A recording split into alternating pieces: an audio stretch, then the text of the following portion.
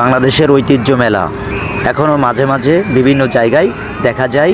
এই মেলায় থাকে প্রচুর পরিমাণের দোকান, বাচ্চাদের খেলনা, বিনোদনের জন্য থাকে বিভিন্ন রকমের খেলনা। আজকে অফিস থেকে ফেরার পথে দেখলাম আমাদের বাসার কাছে একটি মেলা অনুষ্ঠিত হচ্ছে।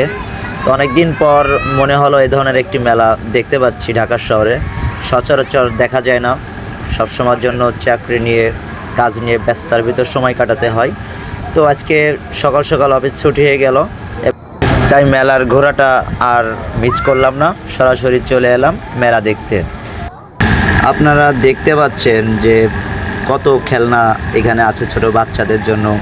ছোট বাচ্চারা তো এ ধরনের খেলনা দেখলে আরও বেশি মজা এবং খুশিতে ভরে যায়। বিভিন্ন রকম খেলনা আছে এখানে। দেখা যাচ্ছে একটি ভূতের বাড়ি আছে, এখানে ভূতের গল্প দেখা যাবে সরাসরি। অনেক ভয়ঙ্কর জিনিস, আসলে আমার একটু ভয় বেশি, যার কারণে আর ভূতের ঘরে গেলাম না।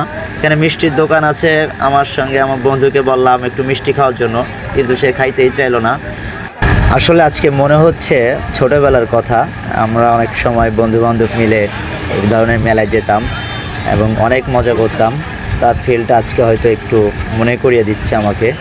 আসলে মেলা মানে শুধু আনন্দ উৎসব নয়, সবার সঙ্গে মিলন উৎসব।